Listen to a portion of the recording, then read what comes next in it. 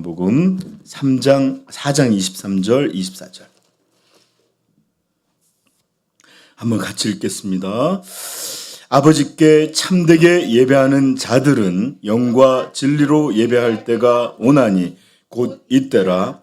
아버지께서는 자기에게 이렇게 예배하는 자들을 찾으시느니라. 하나님은 영이시니 예배하는 자가 영과 진리로 예배할지니라. 아멘. 제가 한 절 더 읽어드리겠습니다. 23절.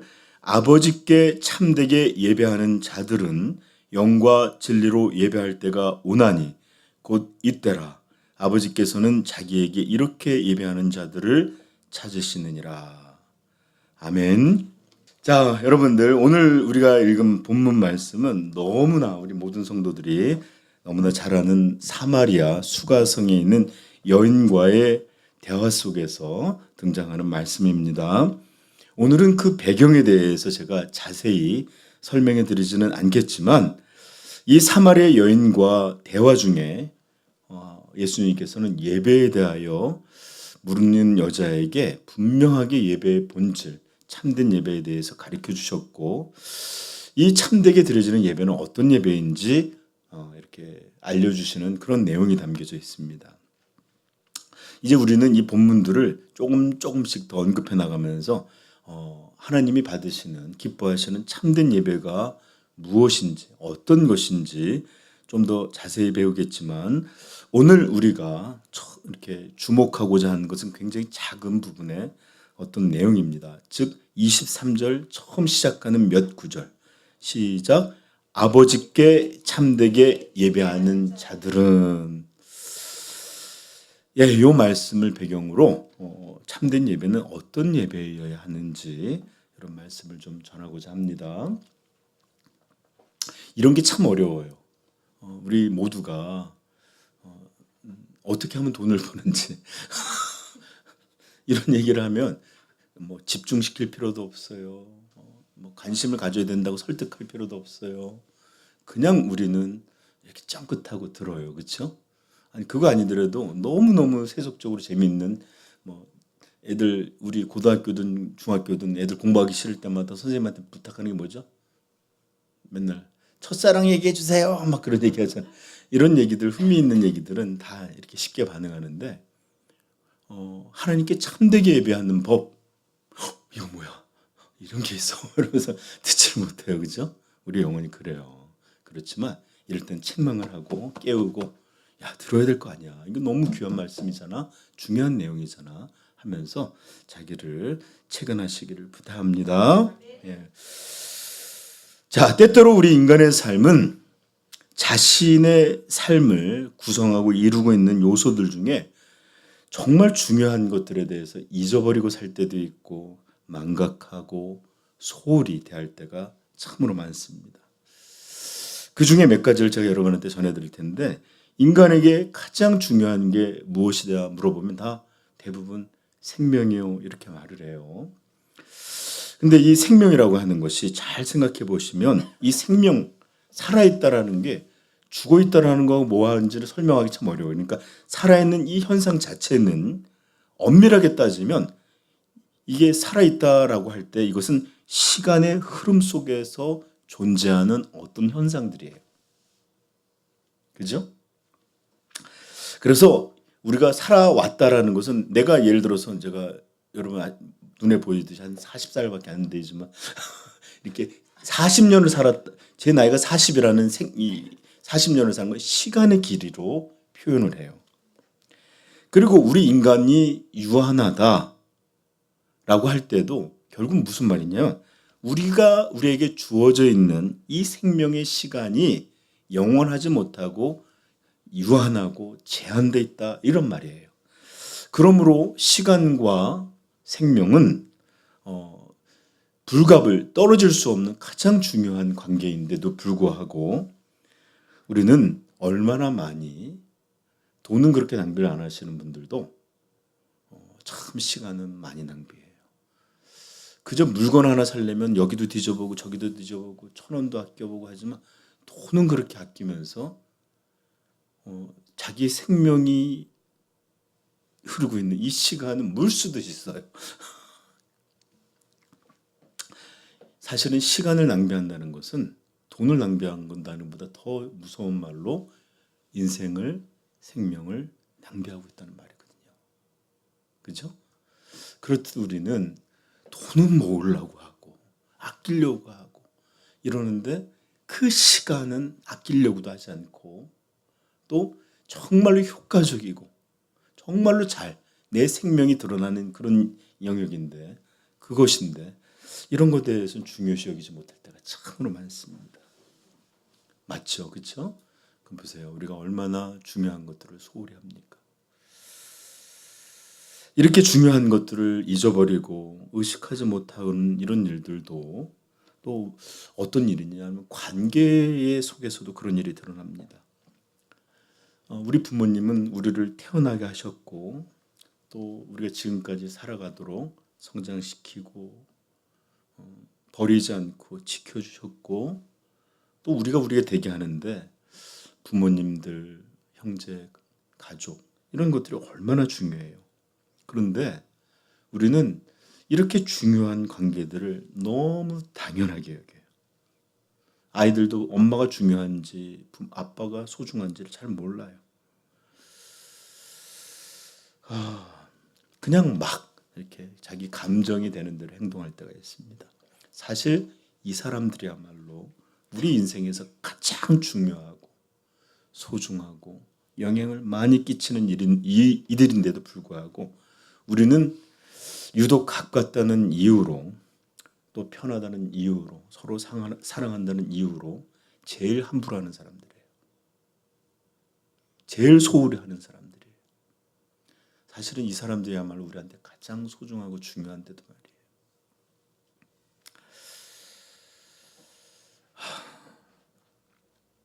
이렇게 우리는 중요한 것들을 중요하게 여기지 못하고 그렇게 행동할 때가 있어요.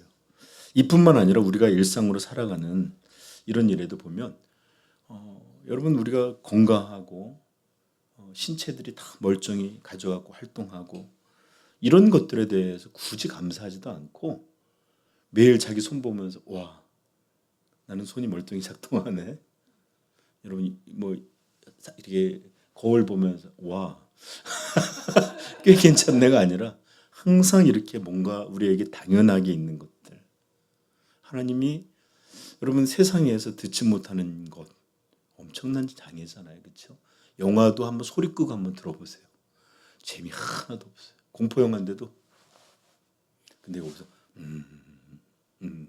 이런 효과음이 있으면 나기도 모르 그러잖아요. 그렇죠? 보지 못하는 것도 너무 큰일이에요. 이렇게 우리에게 주어져 있는 모든 이런 것들을 당연하게 생각해. 마땅한 것으로 여겨요.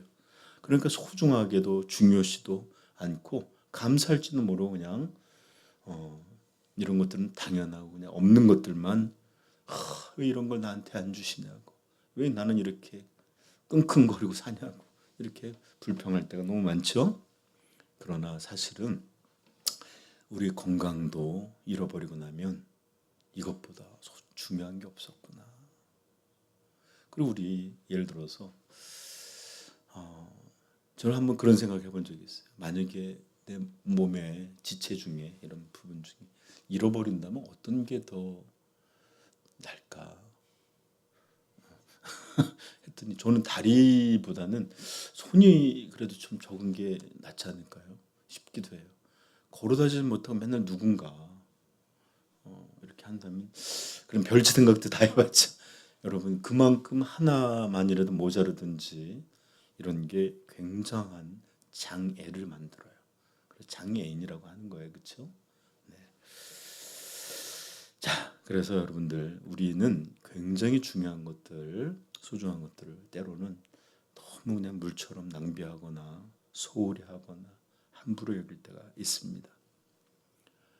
그런데 여러분 이런 일들은 우리 기독교인들이 하는 것에 비하면 아무것도 아니에요. 우리 기독교인이 예배에 대해서 하는 태도들이 세상의 어떤 것보다 더 이렇게 낭비되고 소홀히 하고 함부로 할 때가 많습니다.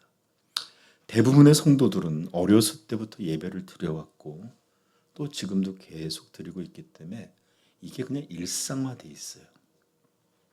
그래서 예배를 드린다는 것은 기쁨이 아니에요. 보통 당연하고 익숙하고 일상적이고 때로는 오늘같이 비 오는 날은 오늘 아침부터 컨디션이 너무 안 좋았는데 이런 날은 좀 쉴까?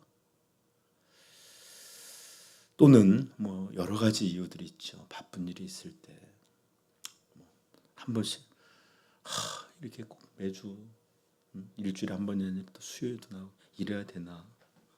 오히려 이렇게 우리가 이것들에 대해서 기뻐하고 소중히 하기보다는 참 그럴 때가 있어요. 제가 항상 이렇게 수요일 날이든 보면 얼굴들을 보면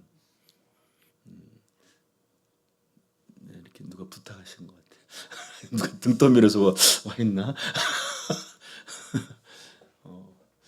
제가 그래서 오죽하면 아까 시편 122편에 여호와의 전으로 나아가자 할 때 내 마음이 기뻐하였노라.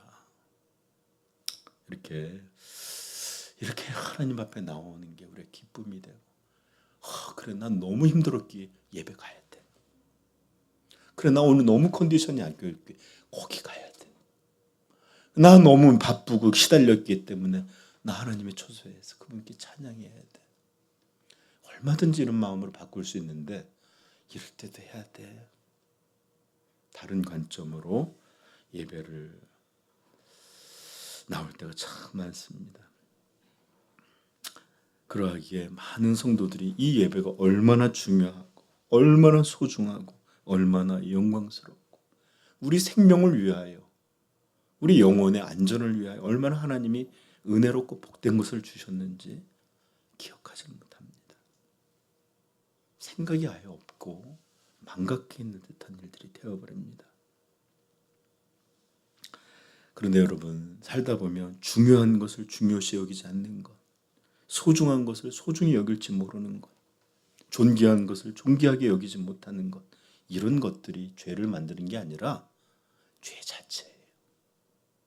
그리고 이런 상태에서 열매들을 거두게 되는 것입니다. 우리 그러잖아요. 사람들 부끄러운 것을 부끄러워 알지 모르는 사람들, 무서운 사람들이에요.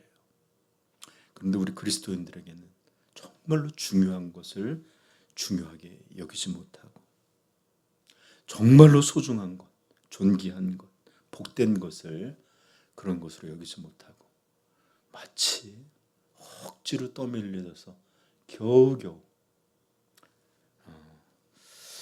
제 조카 생각이 나요. 제 조카가 한때 실어병이 걸려갖고 밥을 그렇게 안 먹어요. 그냥 과자 먹고 초콜릿 먹고 밥 먹으려면 내가 쇼를 다 해요. 내가 네 거 먹는다 막 그러면 되든지 안 돼! 나하고는 경쟁 관계에서 밥 먹이기가 너무 힘들었어요. 여러분 그건 아니니까 초콜릿 줍고 바쁘다는 그런 게 나니까 그렇지만 우리 성도들 아직 초콜릿만 먹는 그런 영적 어린아이들이 아니잖아요. 그렇죠? 이제는 이 밥이 하나님이 주신 이 복스러움이 내 기쁨이요 내 안전이요 나를 살게 하는 생명줄이다. 이거 놓치면 안 돼. 이런 마음들 이런 믿음들 이제는 있잖아요. 그렇죠? 그러니까 여러분들 부디 막 억지로 떠밀리는 것 같은 얼굴로 나오면 죄예요. 죄. 화사하게 웃으면서 나오십시다. 네. 여러분 하나님을 함부로 여기는 예배 하나님께서는 죄 없다 여기지 않습니다. 가볍고 천박하게 드려지는 예배 괜찮다고 하지 않으세요. 분명히 하나님께서는 이것이 죄요 악이다라고 말씀해 주셨어요. 레위기 22장 찾아볼까요?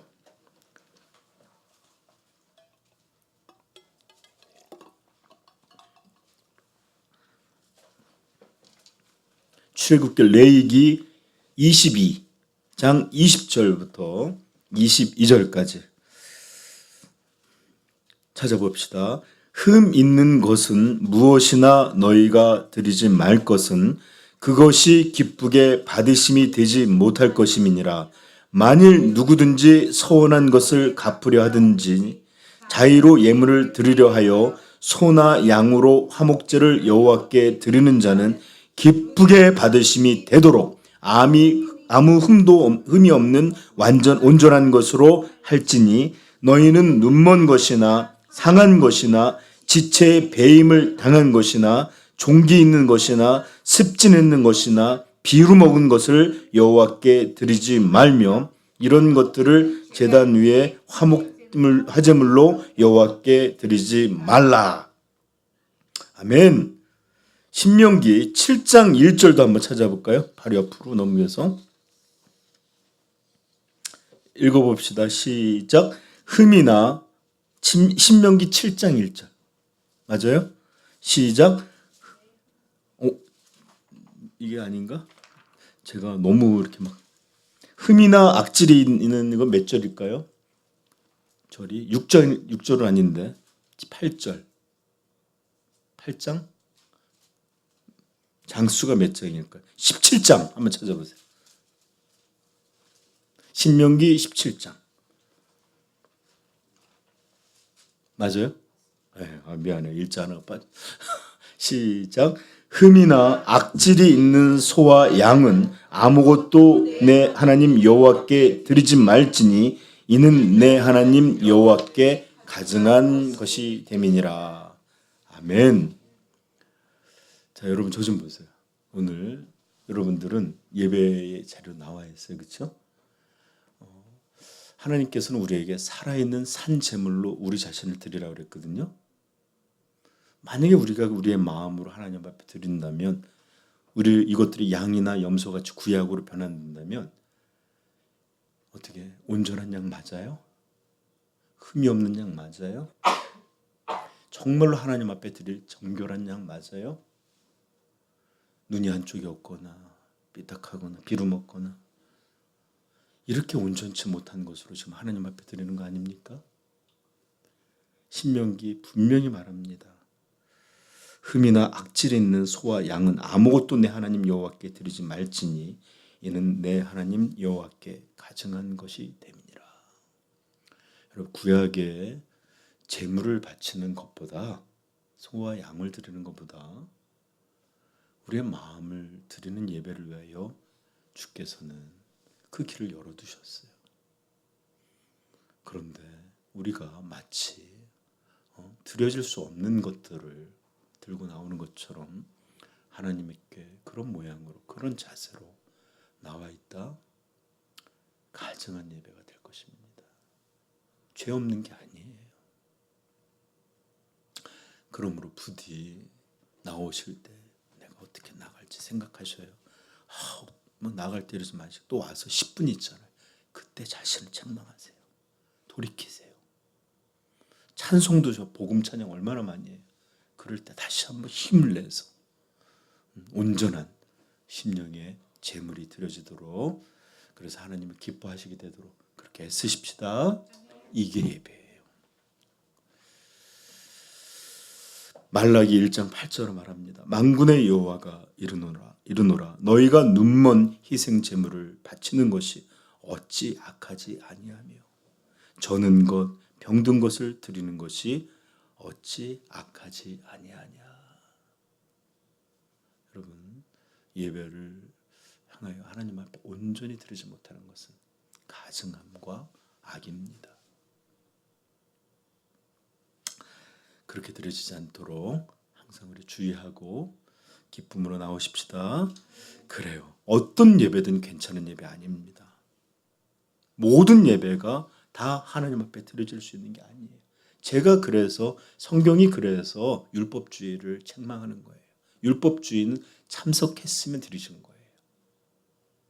율법주의는 와서 도장 찍었으면 된 거예요. 그러나 참된 하나님을 향한 섬김은 그런 것으로 이루어지지 않습니다. 그러므로 하나님께는 합당한 제물이 드려져야 됐던 것처럼 우리 성도는 합당한 심령, 합당한 믿음, 합당한 예배로 우리 하나님께 예배드리고 영광 돌릴 수 있기를 부탁드립니다. 역대상 16장 28절 여러 나라의 종독들아 영광과 권능을 여호와께 돌릴지어다. 여호와께 돌릴지어다. 여호와의 이름에 합당한 영광을 그에게 돌릴지어다. 재물을 들고 그 앞에 들어갈지어다. 아름답고 거룩한 것으로 여호와께 경배할지어다. 최고의 것, 최선의 것, 온전한 것으로 하나님 앞에 영광 돌리는 것만이 성도가 드릴 가장 합당한 예배인 줄 믿습니다. 네. 자, 그래서 우리 합당한 예배 드리십시다. 네. 나도 한번 우리 같이 한번 합당한 예배 드리자. 그래요. 내 영혼아, 하나님께 합당한 예배를 올릴지어다. 아멘. 네, 그렇게 드려지기를 축복합니다. 네. 자, 그러면 우리는 반드시 합당한 예배로 하나님께 예배를 드리고 또 온전히 그렇게 드려야 하는 게 마땅합니다. 반드시 그렇게 해야 합니다. 그렇다면 어떤 예배가 하나님 앞에 드려질 온전한 예배고 합당한 예배일까요? 어떻게 하나님께 예배를 드려야 하나님이 받으시고 기뻐하시는 그런 진정한 예배가 될까요? 자, 그래서 오늘 이번 시리즈에서 이런 것들 여러분한테 설명 가리킬 텐데 오늘 첫 번째 본문에 나와 있는 그 시작은 바로 이것입니다. 어떻게 됐죠? 다시 한번 돌아가 볼까요? 요한복음 4장 23절 시작. 아버지께 참되게 예배하는 자들은 그렇습니다. 아버지께 예배를 하는 겁니다. 우리는 바로 영광의 주, 이 하나님의 아들의 아버지 되시는 거룩하신 하나님께 예배를 드리는 겁니다. 우리가 누구에게 예배하고 있는지, 이 예배는 누구에게 드려지는지, 이 예배를 받으시는 주인은 누구인지 이것에 대한 분명한 지식, 이것이 합당한 예배를 드리기 위한 가장 전제가 된 가장 첫 번째 스텝이 되는 그런 시작입니다. 여러분, 예배를 받으시는 분에 대한 분명한 지식이 기초가 되어야 합니다. 이 알을 바탕으로 이 예배의 주인을 향하여 찬미하고 태도를 갖고 또 그렇게 하나님 앞에 서게 되는 것입니다.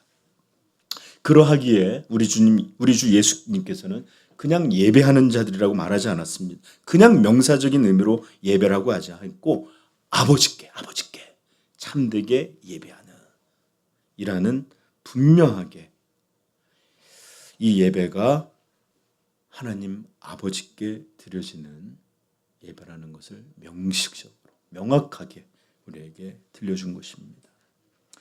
그렇습니다. 언제나 참된 예배의 시작은 이 예배를 받으시는 분이 누구인지, 어떤 분이신지 이것에 이 지식에 분명하게 기초하고 이 지식을 알아야만 합니다. 그리고 이분을 항상 예배 드릴 때마다 내가 누구에게 예배하고 있는지, 누구 앞에 서는지 분명한 인식을 갖고 와야 합니다. 이런 기초, 이런 지식 안에서 이제 예배는 진정으로 하나님을 향하고 하나님께 드려지는 것입니다. 아멘. 혹 여러분들 이렇게 예배로 나오면서 그래, 나는 전능하신 하나님께 예배하러 가는 거야. 여기 앉아서 그래, 내 마음은 이런 전능하신 분, 이런 거룩하신 분, 이런 분을 예배하는 거야. 이렇게 생각하신 거 맞죠? 그런 예배 항상 우리가 예배를 받으시는 분을 주목하고 의식하고 또 생각하는 그런 여러분 되시기를 축복합니다. 여러분 한번 생각해 보십시오. 우리가 올리는 찬양, 우리가 드리는 예배, 우리가 올려드리는 경배의 이름 하나만 바꿔본다고 생각해 보세요. 그 대상을 한 단어만 바꾸면 우리는 예배자가 아니라 우상 숭배자가 됩니다. 예수 우리 왕이요가 아니라 뭐라 그래야 돼? 부처 우리 왕이요, 왕이신 나의 부처님, 뭐 이런다면 얼마나 무서운 일이 돼요. 그죠? 하나만 바꾸면 우상 숭배자가 돼요. 왕이신 나의 하나님, 내가 주님을 높이고 주의 이름을 영화롭게 하기를 원합니다. 돼야 되는데 거기에 갑자기 왕이신 나의 단군이시여. 여러분 단군조도 있거든요. 저는 한번 쫓아가 본 적이 있는데 너무 어색해요. 이렇게 이름 하나 누구에게 드려지는 이 분명한 이것 하나만 바뀌면 우리는 예배자도 될 수 있고 우상 숭배자도 돼요. 그러므로 예배는 우리가 누구에게 드리고 있는지에 대한 분명한 지식, 그리고 그 지식을 있을 뿐만 아니라 그것에 대한 분명한 예배 앞에서의 인식, 그리고 그분 앞에 드려지는 태도, 이것으로 참된 예배는 시작합니다. 그러나 너무 마땅하게 너무 분명해 우리 하나님 아버지의 이름만을 불러야 하지만 이 이름을 불렀다 하여 왕이신 우리의 하나님 이렇게 불렀다 하여 예배가 온전한 예배가 되느냐? 그런 것은 아니겠죠? 그렇죠? 왜 그러냐? 비록 예배에 지금 제가 하는 말은 예배의 절차, 방식, 어떻게 하는 것이 참된 예배를 드리냐 굉장히 중요한 내용을 전할 것은 맞아요. 그러나 제가 지금 여러분한테 가장 먼저 강조하고 있는 것은 그런 것이 아니라 바로 누구에게, 어떤 이에게 우리가 예배를 드리고 있는지를 제발 기억하자는 이것이 핵심이에요. 이 이름이 정말로 어떤 분이신지 여러분 성경을 통해서 계시하신 그 하나님을 향하여 우리가 온전하게 이름을 부르고 있는지 이것을 주목하자는 것입니다. 아멘. 우리는 지난주에 코람데오 여러분 매번 3번씩 하고 있습니까? 하나님 앞에서 매일 하고 있죠. 숙제시켰는데 여러분 근데 이것을 배웠고 들었고 또 여러분들이 열심히 하고 있다 치십시다. 근데 아무리 열심히 아무리 근면하게 아무리 성실하게 그리고 열정적으로 하나님 앞에서 한다 할지라도 가장 중요한 문제 근본적인 문제는 다른 영역이에요. 열심히 했냐 성실하게 했냐 열정적으로 했냐 이런 부분은 태도는 중요하긴 하지만 본질적인 요소가 아니에요. 만약에 어떤 사람이 매 시간 아니 매일 매 시간 매분 매 초 다 하나님 앞에서 이렇게 의식하고 산다 할지라도 그 하나님이 그가 하나님이라고 인식하고 있는 그 하나님이 성경이 알려주시는 거룩하신 하나님이 아니고 성경이 들려주시는 광대하시고 세상을 주관하시는 주관자도 아니시고 온 땅의 죄를 심판하시고 또 우리를 사랑하시는 그런 사랑에 충만하신 그런 성경의 하나님이 아니라면 내가 익숙하고 내가 편하고 내가 만만하게 보는 그런 하나님이라면 하나님 앞에서라는 말이 무슨 의미가 있겠어요? 하나님 앞에서 쉽게 죄질 수 있어요. 하나님 앞에서 쉽게 거짓말할 수 있어요. 하나님 앞에서 쉽게 우리는 딴짓할 수 있습니다. 그러므로 우리가 하나님 앞에서 할 때 그 하나님이 성경이 우리에게 계시하시는 그 하나님이 아니라면 아무리 하나님 앞이라고 하는 이 구호를 외쳐도 그의 신앙은 절대로 참된 것이 될 수 없습니다. 제가 종종 얘기하잖아요. 하나님의 임재 가운데 담을 넘는 도둑집사. 하나님을 선명하게 의식하면서 죄 짓는 다른 어떤 권사 있을 수 있잖아요. 뭐가 문제입니까? 하나님의 임재의식이 문제예요? 아니면 하나님이 어떤 분이신지에 대한 무지가 문제예요? 그렇죠. 그러므로 우리는 우리가 마땅히 예배하는 그분이 누구신지에 대하여 반드시 온전히 알아야 되고 매번 예배 드릴 때마다 우리가 하나님께 예배하러 왔음을 항상 의식할 수 있기를 부탁드립니다. 이것이 바로 예수님께서 22절 요한복음 4장 22절에 말씀하신 내용입니다. 읽어볼까요? 시작. 너희는 알지 못하는 것을 예배하고 우리는 아는 것을 예배하노니 이는 구원이 유대인에게. 여러분 이 사마리아의 혼혈 족속 예배 드리고 있었나 봐요. 여전히 이름을 하나님의 여호와라 불렀나 봐요. 그러나 예수님 뭐라 했죠? 알지 못하는 것을 예배하고 있다. 뭔 일이에요? 우상 숭배와 같은 일이에요. 그러므로 사랑하는 성도 여러분, 오늘날 현대교회에서 많은 당신은 하면서 수많은 것이 들려진다 할지라도 이것이 성경이 들려주시는 그 하나님의 기초하지 않다면 하나님이 알지 못하는, 예수께서 알지 못하는 예배다 하시는 그런 예배 될 수 있습니다. 그러므로 이렇게 참된 예배는 예배의 대상이신 하나님이 어떤 분이신지, 이것이 가장 중요한 것이고, 이것은 너무나 중요해서 설명이 필요 없고 필수적이고 절대적인 요소다라는 것을 꼭 기억하십시오. 근데 이게 좀 참 전 답답할 때가 있는데, 우리 성도들도 좀 제발 좀 그러면 안 돼요.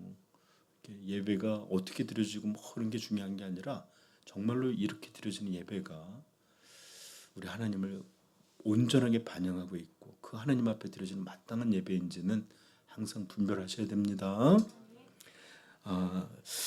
이렇게 참된 예배에서 하나님을 아는 것, 하나님이 어떠신 분인지에 대한 지식은 정말로 절대적이고 필수적이고 본질적인 요소임에도 불구하고 실제 교회에서 드려지는 예배들에 있어서는 아까도 얘기했던 것처럼 이것이 당연하고 너무나 중요하고 엄중하고 소중한 것으로 잘 취급받지를 못하고 있어요.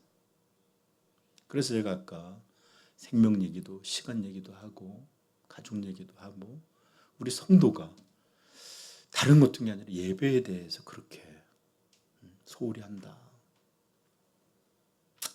정말입니다. 실제 교인들이 드려진 예배에서는 이런 것들이 너무나 중요하고 엄중하게 본질적이고 절대적인 요소로 잘 여겨지지 않는 듯합니다. 말라기 1장 한번 가볼까요?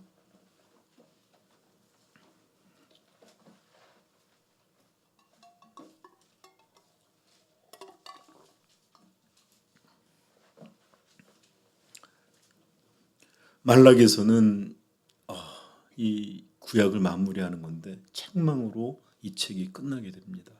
1장부터 분명한 책망이 나오는데 예배부터 문제가 됩니다. 1장 6절부터 먼저 8절까지 한번 읽어보겠습니다.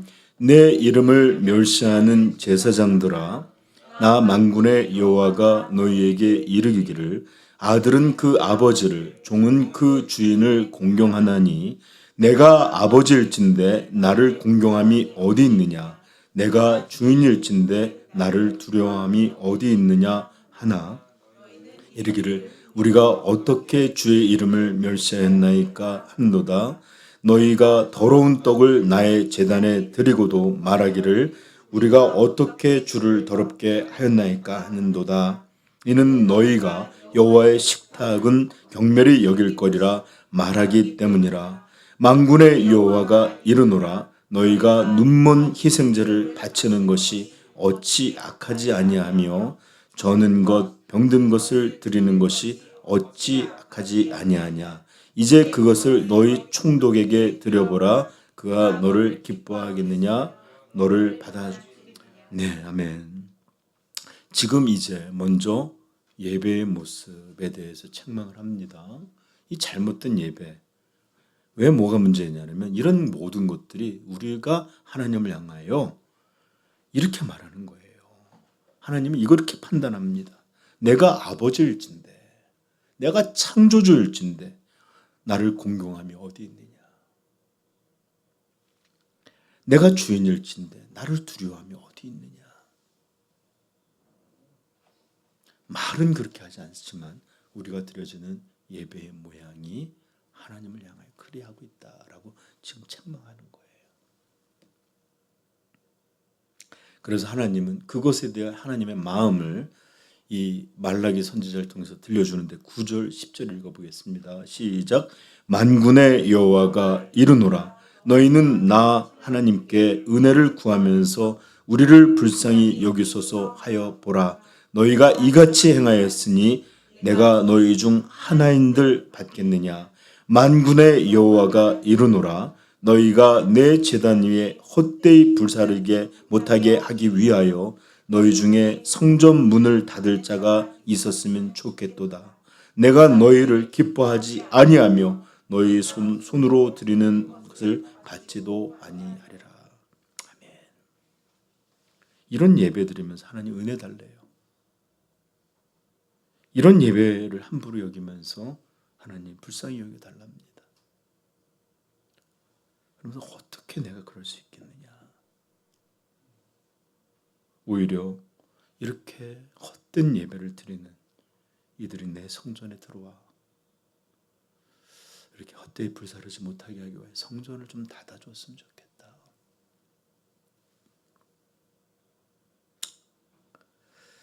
그리고 나서 하나님께서는 이제 이스라엘을 벌하고 이 새 예배를 구속을 통해서 하시는 일을 새 예배 회복처럼 11절에 묘사하고 있습니다. 시작. 만군의 여호와가 이르노라. 해 뜨는 곳에서부터 해 지는 곳까지 이방 민족 중에서 내 이름이 크게 될 것이라.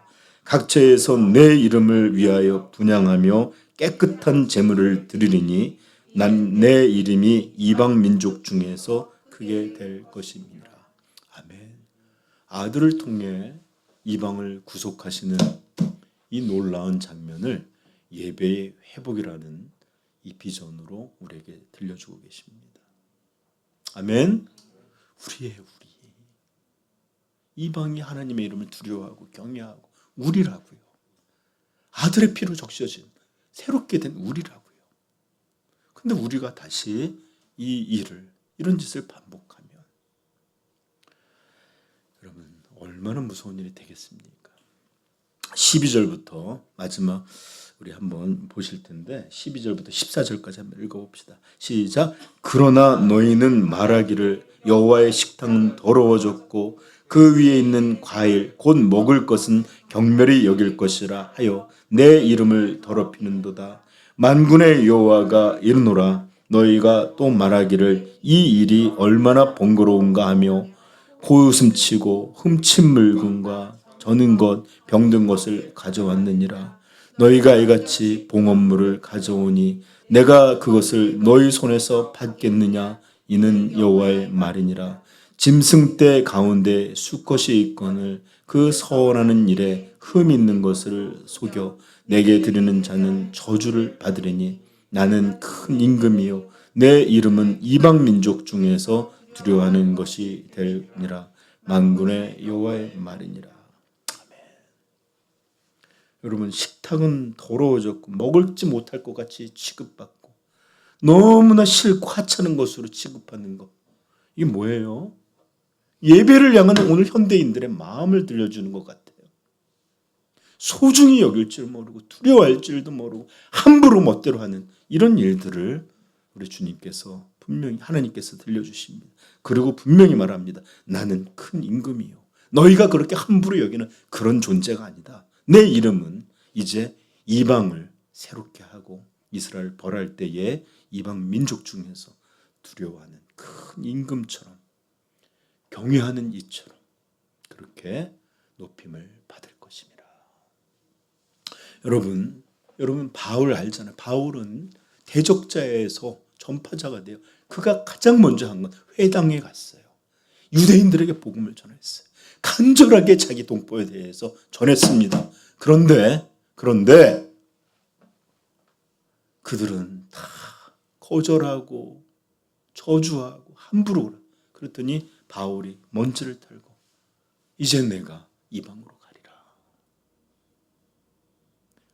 여러분 하나님이 원 가지나무도 아끼지 아니하였다면 이제 새로 접붙인 우리가 하나님을 똑같이 업수히 여기고 못 먹을 것처럼 취급하고 함부로 행하고 코웃음 치고 이런 방식의 예배에 대하여 하나님 벌하시지 않을까요? 원 가지나무도 아끼지 아니하였은즉 새롭게 붙은 나무를 또 꺾지 않겠느냐는 로마서 말씀. 우리에게 하나님 책망하지 않으실까요? 여러분 제발 예배를 가볍게 여기지 않기를 바랍니다. 제가 그랬잖아요. 창조의 목적이요.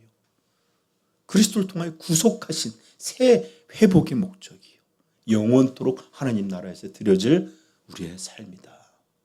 예배가. 그러므로 하나님의 백성 곧 예배자예요. 하나님의 백성은 아버지께 예배하는 자들이에요. 아멘. 그러나 말라기에서 보는 것처럼 이 예배를 받으시는 분에 대해서 그들은 조금도 알지 못했고, 마치 알지 않고 죽기로 작정한 것처럼 그렇게 무지로 선택했고, 의식하지 않았고, 중요케 여기지 않았어요. 결국 어떻게 됐습니까? 무서운 책망이, 심판이 우리 하나님 이름으로 주어진 것을 여러분 모두 아실 것입니다. 자, 이제 여러분 이 성경의 이야기에서 우리의 마음을 떠나서, 자, 그렇다면 오늘 교회들이, 우리가 드리는 예배는 어떤 모습일까요? 우리의 예배는 하나님께서 나는 큰 임금이요, 내 이름은 이방 민족 중에서 두려움이 되고 높임이 되고 영광이 되리라 하셨던 그런 온전한 이름으로 우리가 하나님께 예배드리고 있습니까? 우리의 예배는 정말 이렇게 놀라운 성취로 하나님께 드려지고 있나요? 아니면 이스라엘이 반복했던 그 죄, 이스라엘이 참으로 무섭게 범했던 그 죄, 이런 죄들을 다시 반복하고 있는 것은 아닙니까? 여러분, 다시 한번 말씀, 진실한 예배는 우리 하나님의 이름에 합당한 영광, 그 이름에 합당한 거룩, 그 이름에 합당한 우리의 마음의 태도, 이런 모든 것으로 온전히 드려져야만 합니다. 그러기에 저는 하나님을 그저 예배의 대상이라고 말하지 아니하였고 예배의 주인이라고 여러분한테 계속 말씀한 거예요. 이 이름에 합당하게 드려져야 되기 때문에 이 예배를 다스리고 주관하고 받으시는 분이시기에, 그러므로 우리 삼위영광교회 예배가 거룩하신 하나님의 이름에 합당한 그런 예배가 되기를 축복합니다. 예배의 모든 기초, 기둥, 지붕이 우리 하나님을 아는 참된 지식, 이것으로 이루어지기를 다시 한번 소망합니다. 네. 이렇게 돼야 되지만 현대 예배의 가장 잘못된 문제들, 핵심적인 잘못들, 이런 것은 예배가 하나님을 주인으로 삼지 않고 사람이 주인이 되어버린 이런 것이야말로 현대 교회들, 현대 예배들의 가장 무서운 죄요, 가장 잘못된 핵심들입니다. 사람들은 더 이상 묻질 않고 궁금해하지 않습니다. 하나님이 무엇을 기뻐하실지, 하나님의 기뻐하시는 예배는 어떤 것인지, 또 하나님께 드려지는 합당한 예배는 무엇이어야 하는지 조금도 관심을 갖지 않습니다. 나는 어떤 예배가 좋고 내가 좋아하는 예배는 어떤 것인지, 내가 편하게 느껴지는 예배는 무엇인지, 어떤 예배가 내게는 불편한지, 또 나에게 감동이 되는 예배, 나를 즐겁게 하는 예배, 나를 유익하게 하는 예배가 무엇인지, 나를 자극하거나 도전이 되게 하는 예배, 나를 위로하는 예배, 나를 감동시키는 예배, 내 삶에 도움이 되는 예배는 어떤 것인지, 이런 게 중요하게 관점이 돼서 좋은 예배다 말이에요. 내 감정, 내 상황, 내 입장, 내 편의, 이런 것들이 중심이 돼서 이런 것들이 만족하게 될 때, 와, 오늘 예배 좋았어. 거기 예배 너무 좋아. 뭐가요?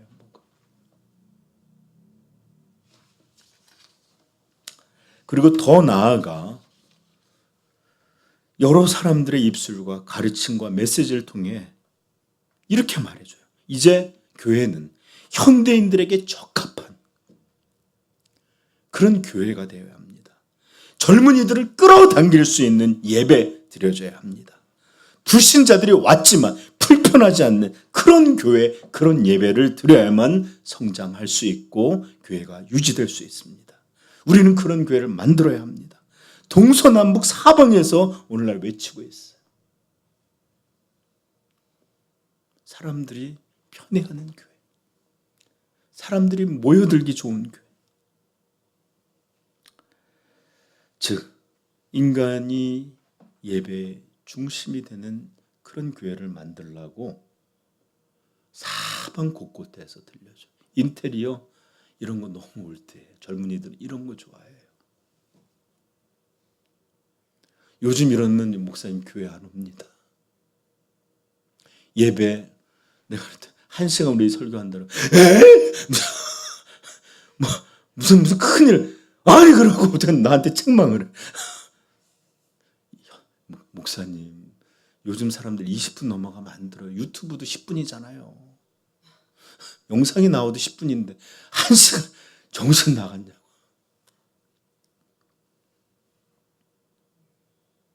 여러분 사방팔방 들려주는 얘기 어디에도 사람이 아닌 하나님이 예배의 주인이십니다. 사람이 기쁨이 아닌 하나님이 기쁨 받으시는 예배가 되어야 합니다.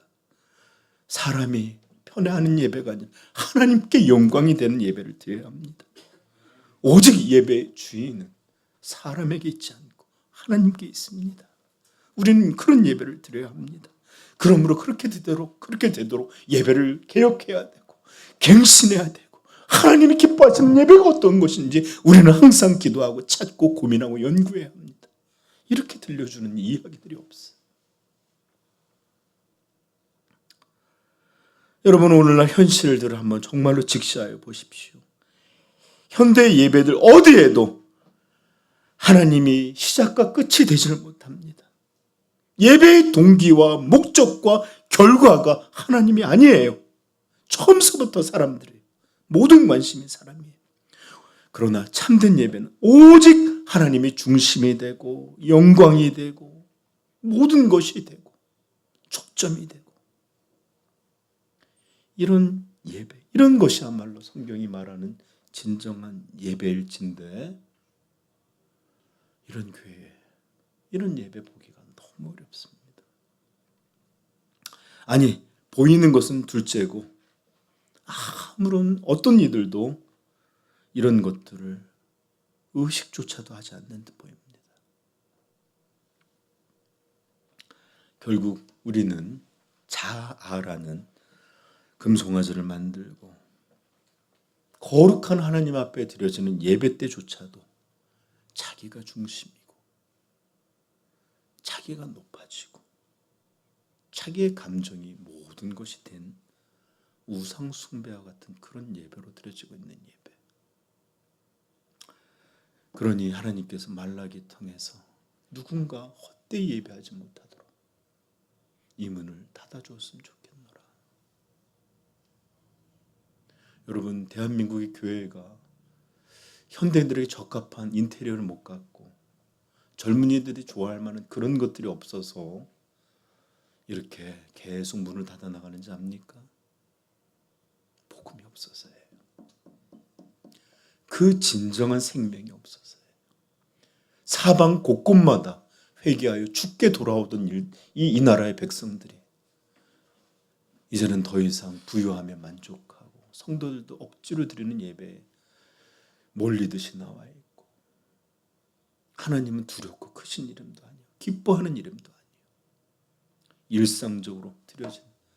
그래서 이런 걸 어떻게 바꿀까? 음악을 바꾸고 찬양대를 세우고 거대한 스크린을 만들고 악기도 동원하고 여러분 별짓을 해보십시오.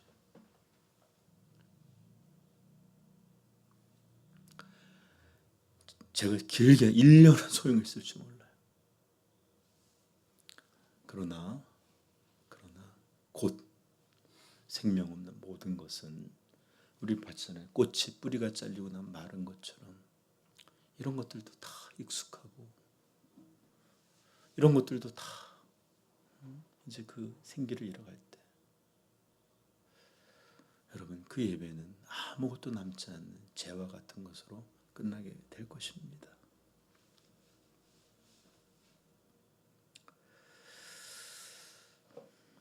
여러분 이제 말씀을 마무리하면서 저는 여러분들에게 예수님이 사탄에게 광야에서 시험 받으시던 때 그때를 좀 기억하길 바랍니다. 우리 마태복음 한번 가볼까요? 마태복음 4장 8절입니다.